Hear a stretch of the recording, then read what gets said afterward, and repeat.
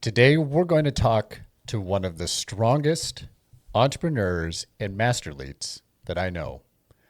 Thompson Aderinkomi loves to do hard things, and that extends into his professional career, where he has been a healthcare entrepreneur trying to change one of the hardest and most recalcitrant industries in the world. It's him as a father continuing to model and be the kind of man that he wants to be, all the while lifting heavy things on a daily basis. And Thompson digs into that. What are the challenges? How do you cope with the great force that's required to develop and sustain that strength? If you like doing hard things, I know that you will find this interview with Thompson to be truly uplifting.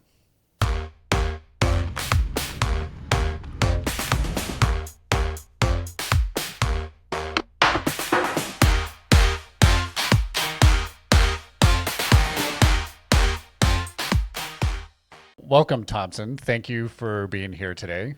Thanks for having me. So a couple of years ago, we were getting together with some other fellow entrepreneur friends. I think it was at the Free House or something. And we're all sitting out there, on the patio. It's a beautiful day. And you're, of course, fashionably late, as you would be. And I remember we're sitting there and, it's the usual gaggle of guys. And up rolls this just dude on what is the mono sort of bike that you have. Oh, the one wheel? The one wheel, right. And you're all blacked out. You got your helmet, you got your dreads, you're on this mono wheel. And it's just like, I don't know, something out of a movie. And you're showing up and you're like, hey guys. And we're like, come on, Thompson. Like, really? Like, we know you're cooler than us, but really? So anyway, so that's Thompson for you. Do you think you have always been cool, or did you have to learn that in Minnesota? Have I always been cool? I don't know that I am cool, and definitely have not been cool. If you're talking middle school, high school, college, I was just a nobody. Basically. Oh. Yeah. So I'm happy to be a nobody. Oh. Well, so thank you for being with us today. We have shared a lot of similar paths in our lives in a lot of ways. So I'm excited to kind of explore that, from how we've used fitness to, stay at the top of our game, to being entrepreneurs in a very tricky industry in healthcare, and working, being at the University of Minnesota and all the things. So we're going to cover a lot of ground here today. I'm super stoked for it. But maybe let's just start with kind of the purpose for why we're here, which is really about being an active, well, now let's be honest, we're an older adult, right? And you love to lift. Walk us through, what's your routine like on a regular basis? Yeah, I've always loved to lift, ever since late high school, into college. Okay. And my routine has always been full body functionality. So I've never been someone that overemphasizes upper body or overemphasizes lower body. I would say in the last 5 years, I've definitely been focusing more on lower body. But definitely resistance training, weights has been the main thing over cardio and other forms of exercise. And at least right now, for the last couple of years, I've been doing a push-pull leg day routine. Okay. And so I switched to push-pull leg day probably about 3 years ago when I got a new rig. So I got a new Monster Rogue rig at home, with the bumper plates and everything. Nice. And that's when I switched over to this new format for lifting. And, since I had more weight now, I could do more weights. So that was one of the main reasons for switching. But I also realized that I was starting to get a little bit of an imbalance between my upper body and my lower body. And I'd set some goals. I wanted to be able to squat 400 pounds, deadlift 500 pounds, and get back to my 1 rep max on bench of 300. So that was my goal 3 years ago. Wow. And so I thought that the push-pull, leg day routine would get me there. And so what I do is I start the week with legs. It's always my first session of the week. And if there's ever a chance that I might miss a session, because I know so last week I was traveling. And so I knew I'd only be able to get one weightlifting day in. Yeah. So I always make sure that leg day is never skipped, under any circumstances. I never. Unlike most guys. I won't speak for most guys, but rumor has it leg day is not the priority, for most guys. And then the next is pull day. So if I have to skip something, I try to make sure if I've gotten leg day in, I never skip pull day, because that posterior chain is so important for strength, especially for those overall goals that I had for myself. Oh, and the reason I wanted to hit those goals is because I've always dreamed of competing, like in a powerlifting competition. Wow. I've never had like the courage to actually step out on stage and do it. So I figured if I can get myself to these personal 1 rep max goals, I'll have the internal confidence to submit my name into a competition. So that's what I've been working towards the last 3 weeks. And then last, of course, is push day, which is for most people the most popular day for most people because that's, bench press and things of that nature. Yeah. So if I have to skip, I always will skip bench press, or other days. And then within those workouts, I highly prioritize the compound movements over any other type of movement. So on leg day, squat. I always do squat. I don't skip squat. On pull day, it's pull-ups and deadlift or some type of hamstring motion. Yeah. And then on push day, it's dips and bench press. And then once I get those compounds in, then I can start working on the ancillary things to build up that additional strength to get those 1 rep maxes up, also that functional strength and also the physique for most people. But honestly, for the last 3 years, when I was younger, it was definitely about the physique. But for the last 3 years, it's definitely been about pure strength. Yeah. So my physique is actually not as cut as it used to be because I have to start increasing my caloric intake so much, which we'll probably get to later. So then I get those compounds in, then I get the ancillary workouts in. And my typical workout is only about 60 to 70 minutes long. It depends how much, dinking around I do on resting between sets. Yeah. And I would say also, when I was probably a little overzealous when I got that new rig about 3 years ago. Yeah. And so I was working out 6 days a week, like intense weight training. So I was doing 2 leg days, 2 push days, 2 pull days, and I do abs, on every day. And so I was doing 6 days a week for about a year, and I saw massive gains. I gained like 25 pounds, in doing that. And I was already pretty heavy for someone. And you can't tell, but Jon is much taller than me, so I'm like 5'7", pretty small bone type of guy. So like adding 20 pounds is like, it's a lot of weight as a percentage of my total weight. And so, but then I got injured, which we can get to later in the conversation. So I pulled back and went back to a 3-day workout, and I still have trouble getting cardio in. I used to be able to get cardio in, and with entrepreneurship and being a parent, it's difficult to get it in. And sometimes the cardio, I feel like it fatigues me and then it impacts my weightlifting. So if I have to choose, I'm going to choose lifting weights, over cardio and get that cardio in other ways. But I've started to work in more anaerobic exercise for cardio versus like going for like a 3-5 mile run. Yeah, that's awesome. Thank you for explaining. That's a lot of, that's a lot of lifting. And it's really cool about the competition. Why do you think you gravitate to lifting though? Like, what is it about it that you like? It's not for everybody. Let's be real, right? There are a lot of people who really don't like lifting, but what is it for you? Oh man, there's a number of things. I won't go through all of them because of Right. time. But let me see if I can hit like keep to 100. I would say one thing is just pure raw strength. Like that? I like being strong. I admire people who are strong. Yeah. And I've always just been fascinated by just raw strength.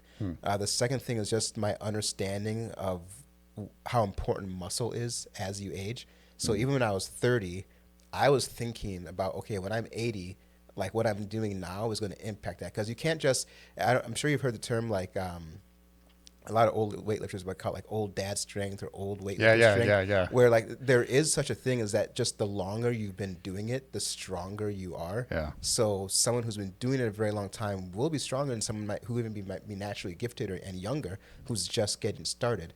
And so I remember I was talking to some guys who were doing some landscaping for me last summer, and they were always asking me questions about lifting weights and getting older because they were younger guys too. And I told them, like, guys, I'm 44 and I'm stronger than I've ever been at any time in my life, even when I was working out harder. Like I'm stronger right now at 44. That's incredible. And part of it is genetics, part of it is discipline, but part of it is just how long I've been lifting weights. So that's the second thing. Is my age and aging strong and aging well. Yeah. And third, this is probably maybe the more crass, but it's real. You can ask my children. Is whenever I'm pissed off at someone, or like I'm in a meeting and someone's like getting on my nerves, or someone's doing something I don't like. In my mind, I'm just like, dude, like you can't even bench 200 pounds. And it really serves it really serves to calm me down. Like it really is a calming effect, to know that I'm stronger than most people in most rooms that I'm in when they're talking the fool. So it's interesting on a number of fronts. So many avenues that we can go down there. Did you know, like in your 30s, how did you know that strength training was important? Like, did you research that? Was that something that your family stressed? Because a lot of people don't have that mentality. I mean, very few people think that far ahead. Like, how did you get that? Yeah, I don't know. Because like even in my 20s, I was thinking about muscle mass in my 80s. Yeah. And even my mom, she's always complaining about her children are too buff, because all my brothers are built. Oh, my like children me. are so beautiful. Yeah, she's like, why do you guys work out so much? Your arms are big enough. Just stop, And because we're all kind of have the same genetic build, my two brothers. Yeah. But for some reason, I wish I could tell you that I read something somewhere, but I think it was just the combination of me being in the healthcare space and being around an industry that dealt primarily with elderly people. Yeah. And I could see all these frail elderly people. And I think it was like, I was talking to my wife's uncle a couple of years ago. Okay. And I was telling him that when I'm 80, I want to be able to squat 300 pounds, like no problem. Dang. And I told him, I said, look, if I squat 300 pounds for 10 reps every week for the rest of my life, it's not like, am I going to wake up one day and all of a sudden I can only squat 100? Right. Like, I mean, what's the day? Where does it actually happen if you actually keep doing it? Right. And he's, in his 70s, and he's like, well, and he's a former athlete. He's like, well, he's like, I've never seen it happen. It was his first thing. Like empirically, there's no evidence. Which you're like, well, guess what? Guess what? That's what I said. He's like, but the thing you don't account on is like injuries, getting sick as the main reason that you aren't able to keep up with it. And given the injury I just had, I can see how that's a real thing. Yeah. But sans injury, sans serious illness, I'm just like, if your bones are strong, and you literally are doing it every week, like is Lord Voldemort going to literally come and wave his wand and like all of a sudden, you're not going to be able to like squat the 300 you did last week? Right. So that's the way I've always thought. It's like if I do it consistently, and I don't get injured, there should not come a day where I can't do it. Right. Well, that's it. So what is the current injury? Yeah. So I was deadlifting. Okay. And so actually one of the pictures I sent, last night was a screenshot of me doing my 1 rep max for deadlift. So I hit 425 on deadlift. And this was January 2nd maybe of 2025, so just a couple months ago. And it felt pretty good. Yeah. Like after a 1 rep max on deadlift, usually there's a little bit of something, and I did, I was a little sore, a little bit more sore than normal, but nothing outrageous. Yeah. So I knew that I shouldn't deadlift for a couple of weeks. So I took a couple of weeks off of deadlift, not off of my other stuff. Yeah. And so then now I'm back, a couple weeks later, doing my normal deadlift workout, where my normal deadlift workout, I'm in the 300 range. Quite a bit of ways from 425. Yeah. And it was on my last couple of reps, and I felt I was in the upright position, and the way I describe it to my children and wife is like I glitched, like I was like a computer program. Yeah. And it's almost like my whole body shut down. Yeah. Like went black for just like a split second. I could feel the whole thing fail, but then like came back online. Like before I dropped anything. Yeah. And I had straps on, so the weight stayed in my hand. And so when I felt that, I didn't feel any pain, but I knew I should stop, so I just set it down. And then as soon as I set it down, that's when like my whole body just started going haywire, like bonkers. So this is like end of January. Wow. And I'm lying on the ground, and I've injured myself before, so I just lay there on the ground for a while. I got up, extreme pain, and I was on the couch it was a couple of days after Martin Luther King Day. So I was on the couch for like 3 days. Like I couldn't move. Wow. Started physical therapy once a week, and the physical therapist has now got me to the point, where, I'm in the gym lifting again. But I've definitely damaged something. So the diagnosis was that I severely pulled my glutes and my TFL. That takes some force, yeah. Yeah, and he's like, So exactly, that's what he said. Like the amount of force that's required, to pull your glutes. Your glute is so Maybe strong. your mom's right. Maybe she was all this You're big enough, time. you're strong enough, right? Yeah. And, he said he's great PT, and he said like, look, like, don't feel bad. He's like, he works with people who pull muscles picking up a cup, off the ground or something, right? He's like, you were picking up 300 pounds or so, right? He's like, and he said, what happened though is, just get a little technical with you, is I could tell I was being a little lazy, because at that point I'm like 300 is not like scary or anything. Right. So I wasn't like as serious as I was like when I was doing my 1 rep max. Yeah. And the bar was just a little bit too far out. Yeah.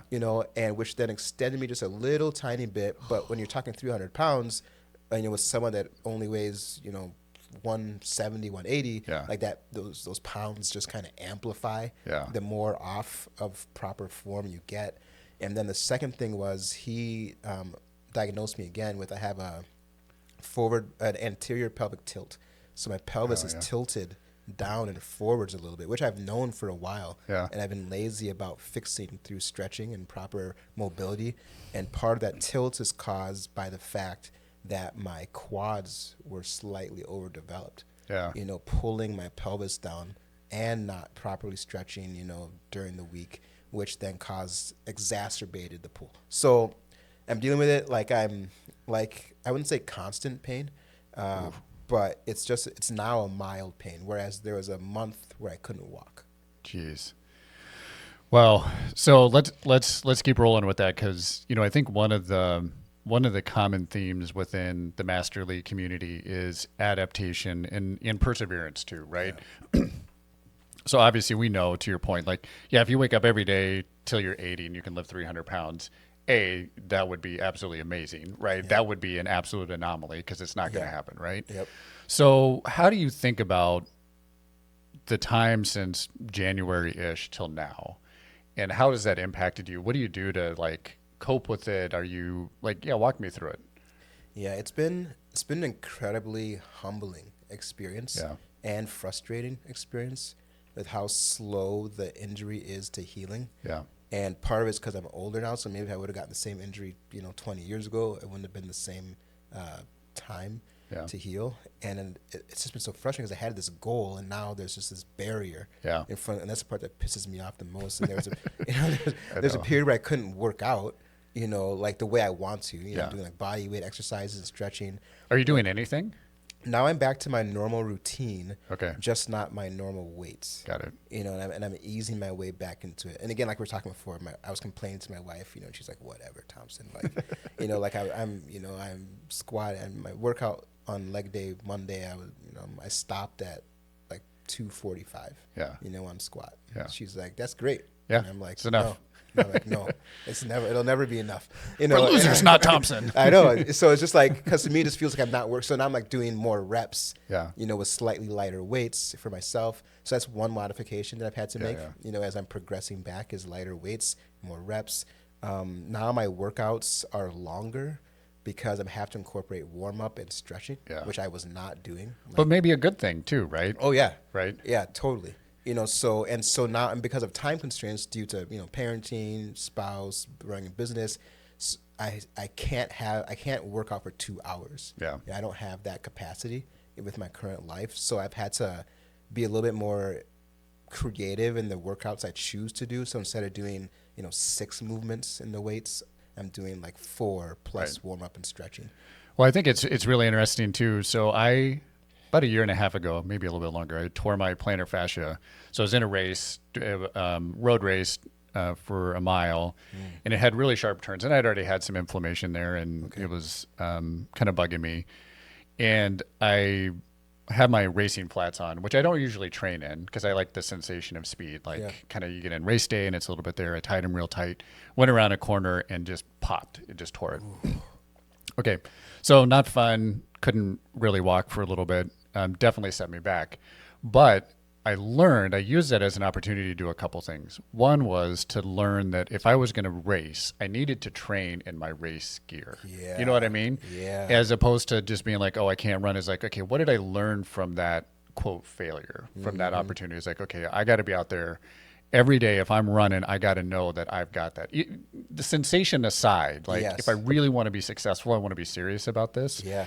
And then two, really working on sort of the bilateral strength, because my right side is a little bit weaker leg than my left from some surgery I had when I was a kid, and it still kind of aggravates. But it kind of, to your point, is like there are all these little things that can start to add up, and that's part of the aging process. Is they add up, right? Yep. They have more years to kind of do squirrely things, and it's not typically one big.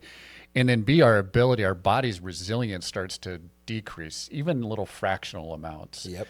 How do you think that impacts your mentality? I mean, obviously you're a hard driver, you're an entrepreneur, like you want to get these goals. How do you know when to back off? Ooh, that's man, I wish my wife Hannah was here. Yeah, and how do I know? I mean, I hate to say it, unfortunately for me, a lot of it has come because I get injured. Exactly. Like Yeah. you're like me. It's got to be just like shutting down Pearce. Yeah. Like, So I've had 3 injuries in the last, 5 years of lifting. okay. And each injury has been a force multiplier in like my skill and ability and knowledge around lifting weights and strength training. Like it's made me much better. Yeah, yeah. And I know I wouldn't have learned those things if I hadn't gotten injured. Now, ideally, I would have learned them without getting injured. So so the amount of knowledge increase that's occurred from this current injury is like phenomenal. Like for example, I'm more flexible now than I've ever been at any point in my life that I can remember. Wow. Anyways, just Wow. because I'm doing PT almost every day. Yeah. Some days I'm doing way more than others, but the fact I'm doing these stretches that I never knew I should bend my body in this way and hold it for this long. Like, Can you do the pretzel? The pretzel? I'm not familiar with the pretzel. I don't know either, but it sounds awful. I mean, I can stretch in ways that I couldn't, 6 months ago.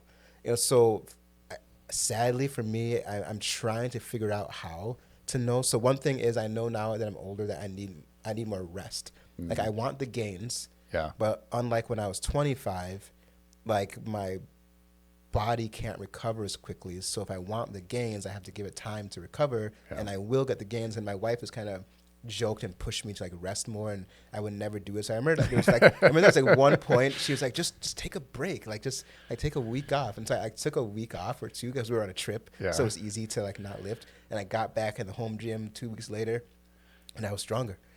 Wow. 2 weeks of no rest, and that was probably a couple of years ago. That was like the first time, and probably the only lesson I've learned without getting injured is that how important rest is. I've always been a terrible sleeper. Terrible, I guess, is relative, right?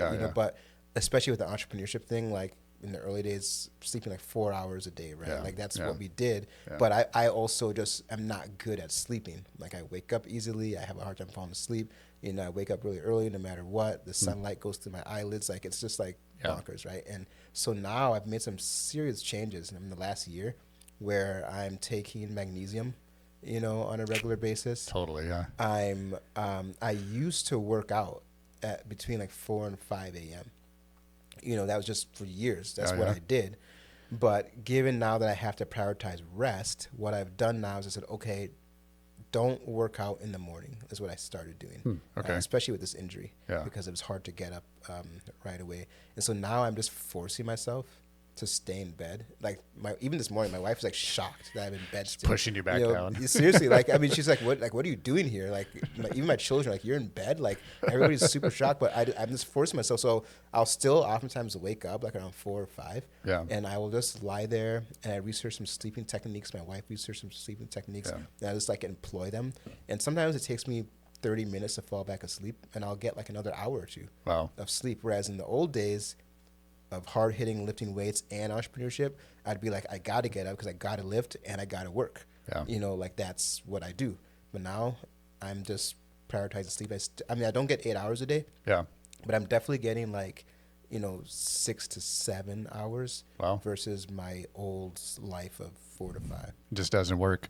I wonder too, we both, I think, are very similar mindset of just like, well, just keep going, man. Yeah. Like, let's keep pushing. You have been like me, an entrepreneur in healthcare for longer than we both would care to admit. We both have run pretty hard into some pretty hard walls at full speed. Yes. How do you think how does the entrepreneurial mindset impact how you approach fitness? And do you learn from them? Like, what do you carry over? Yeah. Do you learn something when you're deadlifting? I mean, I think a little bit about specifically like the role of rest. Well, how does that map into, you know what, there are certain things in a business, especially a startup, where you can't control it. So what do you do with the idle time? You know, like, have you learned from both of those, or what do you think? Yeah, for me, there's a lot of, carryover. I would say on the topic of rest, I have introduced more rest into the way I work.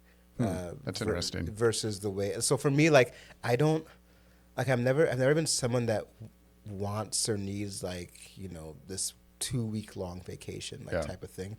I would much rather, if I could, work like 3 days a week. Yeah. Like in perpetuity, or 1 week on, 1 week off or something like that, versus like these super concentrated periods where you're just like not resting, and then you think you're going to rest and recover, because you decide to, artificially, but it never actually works. Like I've not oftentimes felt rested, after some long duration of not working on the company. Yeah.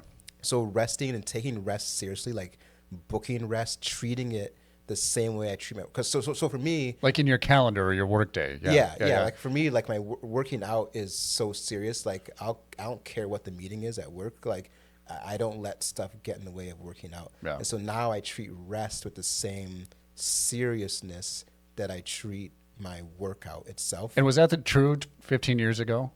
No. Yeah. No way. Absolutely no way. I did not respect rest for working out or for work. Yeah. I just never did. I've always prioritized my family. And as you've known me over the years, like, I'm just super strict about like my family time. Yeah. But like but personal resting time, I've never been very good at that. And I'll say the other thing that carries over is just overcoming fear and uncertainty. Interesting. I've said it in boardrooms when I've started to get a little agitated about, you can't bench 200 pounds, you wimpy VC. Totally. 100 pounds, but I'm just like, look, guys, like, have you ever been under a bar that you haven't unracked that has 400 pounds on it? And you're going to put it on your back. You've never done it before. It's daunting. Like, I mean, have you ever tried to pick up 400 pounds like off the ground? Yeah. Just grab it with your hands. Like there's a real fear. I don't know about other powerlifters, but for me, every time I try and go up a little bit, especially now with these injuries, like even before the injuries, though, there's fear, but now there's like even more fear and anxiety. Like something could go terribly wrong. And just the first second you feel the weight, when you're going for something that you've never done before, it is, for me, it's terrifying. Yeah. And you could quit, you could just rack it back up, or you could remember all your training, like in Pokemon, and just do the right thing, right? Like form, like you've been working on it, you prepared for this, and you go for it. Yeah. And so because I've had to, over the years, time and time again, like overcome that psychological fear, it's really helped me in my entrepreneurship game. And I've never been like a long distance runner, but I've never been like afraid of like going for a run, like for my workout. Interesting. Like, I've never been, it was like, I'm going with 3 miles, 5 miles. Like you decide, you go do it. Certainly some jitters if you're going into a race type of scenario. Like I used to run track, but I'm just my regular workout, the cardio, I never had fear. But when it comes to lifting weights, like especially today, but even throughout my career, there's always been like a healthy fear within every workout, just because of the sheer weight of the things you're trying to move. Do you feel the same way being an entrepreneur? Because I think about like some of the things that you've done, right, in direct primary care. I mean, you're definitely pushing against the force of healthcare in a lot of respects. Is there an analogy? Like, do you think that's a true or? Yeah, I mean, I think the injury I've received with this deadlift, the injury that was before that on squat, I have experienced those in entrepreneurship, particularly in my current company with direct primary care, digital health. Like I have pulled my glute and my TFL. I know, and Might have lost an arm and a leg and put it back on too. I have. It has happened to me, and it's been crushing. It's been painful, and sometimes, if I think about the last injury in the company, like it took like 15 months to fix it, and so similarly, I'm working through this glute issue, and I'm in month 3 of it, and it's not, it's not over. And I think to your credit, and I think this is, any entrepreneur, especially if you're going to be in healthcare in the industry we are, you have to understand that it is a longer journey, right? And I think that's a little bit of the frustration. Like with my injury, with yours, you just want to be like, I want to get back out there, man. I got this goal, right? I want to go change things. And you can't. And I think that's you can either do two things. You can learn from it, or you can just totally eat yourself alive. Yes. How do you think you've handled that? Do you think you learn more? Or do you think you've eaten yourself alive, or what do you think? Maybe a little of both? I think that I've always been allergic to repeating the same mistake twice. Yeah. So I think that I've learned pretty quickly. Similarly, even the weightlifting, so like in the weightlifting, sometimes it's setting the wrong goal, right? So at the time I set my 500-pound deadlift goal, I was doing 300, and as a 1 rep max, and I wanted to get to 500 like within 24 months. But after doing PT and talking about PT, he's like, well, you're 44 and like you have a lot of strength. He's like, but he's like, it's technically possible, but probably not within 2 years. The hockey stick pro forma. Yeah, basically that's what I was trying to do. Yeah. I was trying to be a hockey stick, VC kind of funded company within the deadlift, and look where it got me. Similarly, in business, like the exact same thing has happened. Where I was trying to get the company to go from 300 to 500. In a short period of time, and it just created disaster. It created, problems. Mistakes were made. Mistakes that should have been easy to manage were exacerbated by externalities. And so in business, I would say, particularly for Nice Healthcare, we had a really difficult 2023, and we had to do layoffs. We had to do all that kind of stuff. The frustrating thing though was the company was still growing. Yeah. The company was growing. It was one of our best years from a growth perspective, but from a balance sheet perspective, it was like the worst possible scenario combined with the zero interest rate environment coming to a halt and inflation starting to pick up. So it was almost made more difficult by the fact that we were actually still growing pretty quickly. Right. In much the same way with my injury, as I've talked to my PT, he's like, Thompson, you have massive glutes and hamstrings. Yeah. And they're very strong. That's a good thing. It's a good thing, right. In relation to your body, but because of that, actually, it created a vulnerability that then introduced the possibility for this injury. Same thing with Nice Healthcare in terms like even within success, there can be some underlying thing that if you don't have the right form, if you don't have the right rest, you don't have the right nutrition, for your body or your business, that success could actually become a liability. Yeah, it's so fascinating. The corollaries there. I think about, really a role, especially for an entrepreneur CEO, is identifying effectively what are the next bottlenecks to growth. Yes. And it's kind of interesting when you look at it, a company just sort of in an abstract way, from financing to the team, to the market, to what you're selling and those kind of things. And interesting how as they evolve, some of the assets become liabilities. In other words, especially like in founders, right? Where the person that got you there isn't the person to take you to the next level, or the product that you had has to be completely reinvented to get to that next level. And it's almost this constant, it's not a complete reimagining, but you have to be very open to that process or you die, right? That's just the brutal reality behind it. And I think, what's interesting too about kind of our respective journeys too, is when I think back into, call it the early days of Hypnosis, when we were totally about the rocket ship and going as hard and fast. And I think about my running, it was like this constant running as hard as I can. And turning 40 to say, listen, I want to run a 4-something mile in my 40s, a 5 in my 50s, a 6 in my 60s. There's something very similar to what you've said too, which is like, I still want to be able to, deadlift, squat 300, right? Yep. And into my 80s. And I wonder if for us, the journey had to happen that way, right? And kind of where I feel like I internalized that goal and especially for any companies that I'm starting now and working with now, like we've talked a lot about what are the downfalls of these VC mentalities. Yes. And a lot of it is an imposition of unrealistic goals. Yes. Right. And I feel like, at least for me, and I don't know if you feel the same way, I'd love your thought on it, but I feel like I can internalize my goal. Like this is something I'm going to pursue running wise. And I feel like I want to build good, durable businesses where I can celebrate. Maybe I didn't get 500% growth, but I got 100% growth. You know what I mean? Yeah. And I'm working with really good people. Yeah. And we're having an impact. And you know what? That's good enough. Yes. Like, what do you think? Like, I love your thoughts on that. Oh man, I've been thinking about that a lot. I've been talking about it with my wife, even my children, my brother.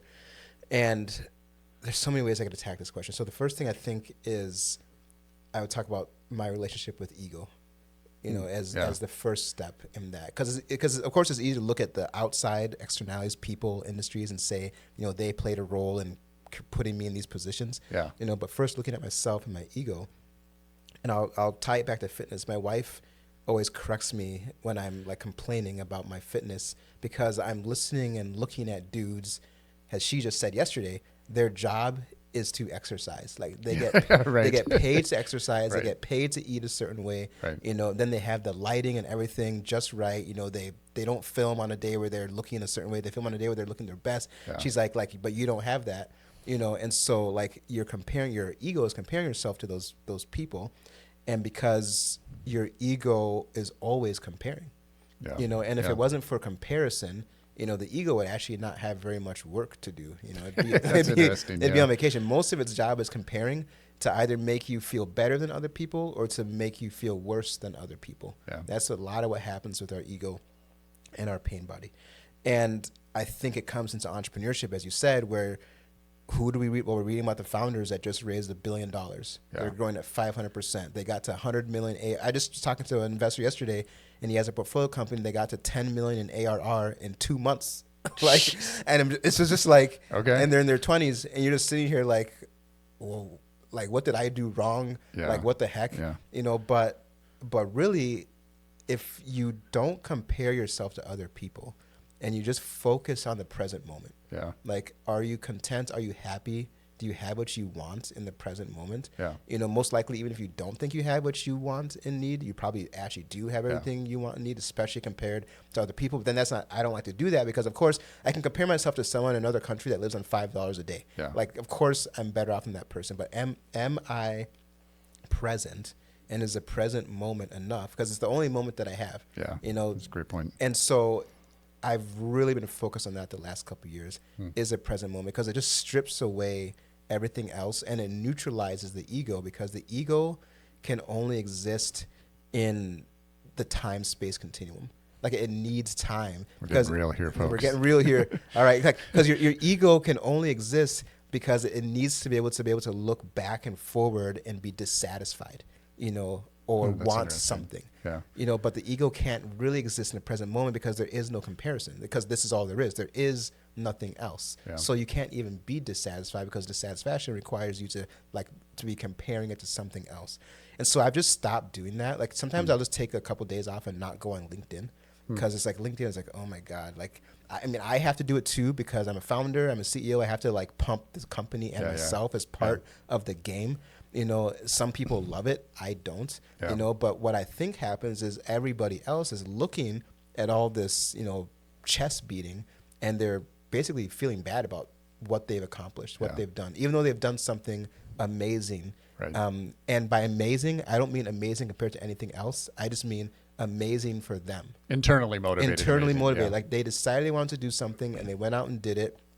And whether they actually achieved the thing that they wanted, that they just did it for themselves. And so I've just realized that I have to separate that, because if you go down the venture capital model, like you will end up feeling like a loser and a waste of time, you know, because it's this, I hate that phrase, power law, you know, like, you know, trying to use deep mathematics to describe something that's really just luck, you know, like don't say power law. It's not even really luck when you look at the distribution on VC returns by the investors, right? It's actually not that lucky, right? I mean, it's not, you know. Anyway, go on. I mean, so it's just like, okay, like you're gonna beat yourself up, you know, because you can't like perform within this power law distribution. You know, like what are the chances, you know, of being the next Bill Gates or Mark Zuckerberg? and were they born into that? Do they have certain advantages? Like you just start going down all that type of stuff, and we all know these things. Yeah. Like we're all smart people, right? Like we know these things, but yet our ego, our psyche just will not let us go. And you have, so for me, it's really just that, is recognizing the ego in myself and separating myself from time and just becoming completely absorbed by the present moment. Yeah. And then everything else just falls away. It's interesting because that directly maps you were kind of describing on your deadlift, right? When you're dialed in for that max, right? You are in that moment. Mm-hmm. I mean, there's nothing, right? And then when you're kind of talking about a little bit of, where you got a little bit lazy, right? Yep. And you're not fully present. And I think there's there's something about it. I mean, running for me, like when you hit it, it's like my spiritual place. It's just, it is totally dialed in. Yes. So even though, so we talked a lot about ego, a lot about some of the internal motivation. You're obviously very driven, but you can't do it alone either. I mean, that's the other, I think, part of this, right? And you've referenced your wife a lot. How has she played a role in your fitness and goal of being, really strong up into your 80s? Yeah, she's in fitness and business. My wife has been critical because she fully supports. She knows what to do, right? I mean, yes. She knows to rest. She knows how to do all the things. She's been incredibly supportive. Yeah. Like never any pushback, never been like, oh, you're working out, so much. Like, why don't you come help with this or that?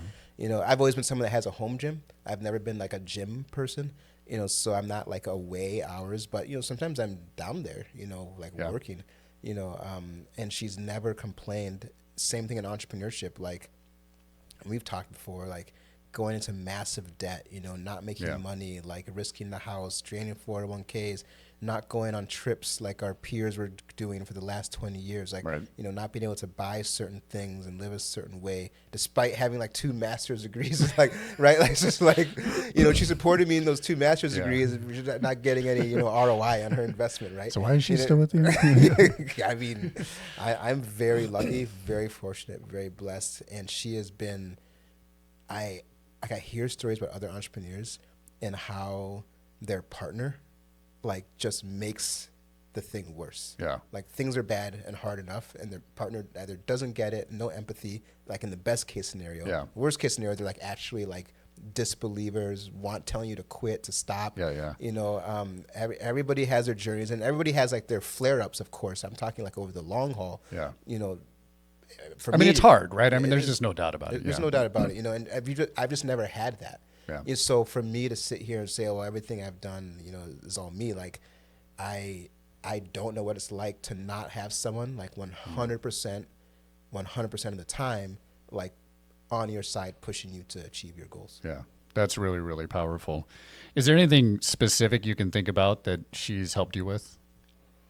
Well, I joke, especially one of my Series A director, he's recognized it too, that in fact, there is no board of directors at Nice Healthcare. There's just Hannah, my wife. Like she is the board, and everything goes through her anyways, so we can sit here and talk all we want. And there is a certain degree of truth to that, because I mean, I think that your immediate family they're really part of your choices as an entrepreneur, and they do have a say. So I run strategies by her, whether board stuff, company stuff, and she weighs in. Yeah. She has opinions, she has thoughts. She's also an entrepreneur herself. Yeah. And she's been doing it for 8 years, so she even has more experience than some of the people who are claiming to have advice for me do. She has encouraged rest. Yeah. She's encouraged me to not be a Death Eater. I think you and I are the same in this way, in that we'll always put our team and other people before us. Yeah. And sacrifice ourselves until we're just like a fading skeleton with like nothing left. And she's and she's just been very encouraging to me to be like, you deserve this, Thompson. Like you deserve that, whether it be money or time off or this or that. Yeah. And putting and not because and it's not from a selfish place where if I give myself something, then she benefits. It's no, like, even if she wasn't going to take part in it, she fully believes that, I deserve X. Yeah. And so by being able to reward myself, to appreciate myself, to celebrate myself, I think through her, it's made me a better entrepreneur instead of, allowing the ego to creep in and focus on, what happened in the past or how dissatisfied I am with not being where I want in the future. Yeah, that's really powerful, and it's amazing to have just a phenomenal partner in the journey along the way, and it's awesome. When you think forward, so you got a few years to 80, I think. Yes. Yeah. I tell my children I'm 1,000 years old, and they roll their eyes every time. Yeah, but I am 1,000 years old. I'm wise like 1,000. When you think forward, up into your 80s, what do you think the advice is you'd give Thompson at 20? Oh, Thompson at 20. Well, I would definitely say don't ignore your rear delts, because that's nobody It's works. very specific. Could be anything. It could be anything, but specifically I would start with don't ignore your rear delts, because don't be lazy, young man. And then, sticking with the fitness routine, get into a routine of stretching and warming up. I would say I would have told myself in my 20s to make that a habit. And then watch out for muscle imbalances. And I always knew about bilateral muscle imbalances. I would have never guessed at like a anterior posterior imbalance, like between my hands and my glutes and my quads. Yeah. Like I would have never thought to watch out for that. But I guess it's a thing. And here I am suffering the consequences for that. So on the fitness side, that's what I would say. I've always loved cake. I've always loved pastries and desserts. Like I love. Or what's your favorite? What do you like? Oh man. Well, when I was driving over here, I drove by Yum Bakery, and the patty cake is one of my favorite cakes. Okay. Sometimes my wife will just order me a whole cake to celebrate me, and so those are bad weeks. You just there. Yeah, and but patty cake is really good to me, and I am to it. And I do like nothing bundt cake as well. Oh, those are good. But well, my wife's apple pie, my wife's rhubarb pie, my wife's pecan pie, like I could just, peach cobbler, peach pie, like I could just eat Okay, is those. there anything you don't? Yeah, maybe that's a better question. I don't like desserts with nuts in them. Oh, okay. Yeah, so I would tell my younger self to enjoy that as much as you want. Like don't like make it the enemy. Yeah. Just find the right balance. Yeah. With your nutrition. And then when it comes to like business stuff, business advice, I would definitely explain to my younger self, my 20-year-old self, about the ego and the concept of being focused on the present moment and not comparing yourself to the entrepreneurs you're reading about in TechCrunch and LinkedIn and all this kind of stuff. And that, 40% growth isn't half bad. Like there's, It's really good. Yeah, especially depending on where you're starting from, right? Like, Yeah. I mean, it's just like, and that I would tell myself that making my life's goal to change the healthcare industry could lead to some serious health and mental issues for myself. Like, I kid you not, like, like that headshot I sent you, it was only taken like a couple of years ago. And you look like 40 years older now. 40 years older. I mean, at least the white hairs. Like I have way more white hair. Yeah. And the picture is not touched up. So it's just like I have actually. And I remember I was on a video call with a local entrepreneur. He's like, "Wait a minute," he hadn't seen me in a while. I was like, "What's happening, Thompson? Like, what's?" He referencing the whites in my beard. He was like, "Do you have white hairs?" Because and I was like, "Yeah, like I do." And I really believe these white hairs came from 2023, when the company was, and I believe that because I was under so much stress, and then the cortisol was there, I gained the wrong kind of weight in 2023. Yeah. Even though I never stopped working out, like that's never been an issue. Yeah. So I would tell my younger self, like, look, just beware the ego, beware time, and time is just a concept that we made up to control other people. And really, all that matters. That's a whole nother segment, by the way. It's a different podcast, wrong podcast. Yeah, right. And but that the ego thrives in the past and the future. It cannot thrive in the present moment. So that's obviously very profound advice. If anybody is listening and they're lifting, what recommendation do you have for them, especially if they're just kind of thinking about getting into strength training or just resuming that? Like any tips or tricks? Man, first of all, I would say do it. Yeah. Like I tell no matter what the weight, just try. Just try. Yeah. Like, it doesn't matter what it is, and progressively overload. Just every couple of weeks, do a little bit more. Yeah. Do a little bit more every couple of weeks. But But just like in entrepreneurship, right? Like there's this concept in capitalism, our modern day capitalism, where there's never enough growth. Like the markets always want more growth, you know. But once you get to where you want, like it's okay. Don't keep progressively overload. If you listen to the influencers, they will say, yeah, progressive overload until you die. like never stop doing more. Yeah. But yeah, if your body's where you want, you got the muscle mass you want, you got the strength you want, you know, don't add more weight. Yeah. Just keep doing the weight. Right. You know, change it up because your bodies learn very quickly and adapt. I've fallen into that trap before myself. You know, that's what I would say. Like, just start. Doesn't matter how much weight. You don't need fancy equipment. All you need is dumbbells. Like, some people, the Even gym, body resistance can be really effective too, right? Totally. Yeah. So effective with the right form and the Yeah. right intensity. And some people let the gym psych them out because there's these super fit people there that are throwing these weights around, Right. you know, and they don't look like them. So don't go to the gym. Start at home with body weights or simple dumbbells. Yeah.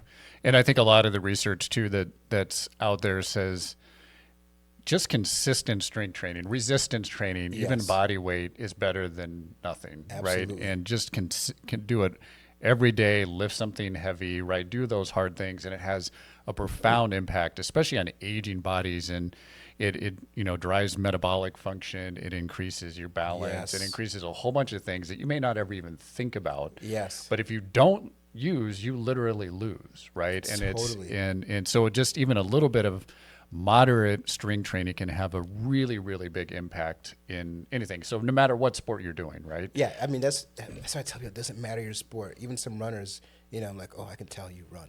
You know, you don't do anything else. You know, do some resistance training and eat more protein and fiber. Yeah. Like I need to work on the fiber side. I don't have a problem with the protein. Like I ate a lamb shank before I came over here, you know, and I got here at what, like You see you just 11 o'clock?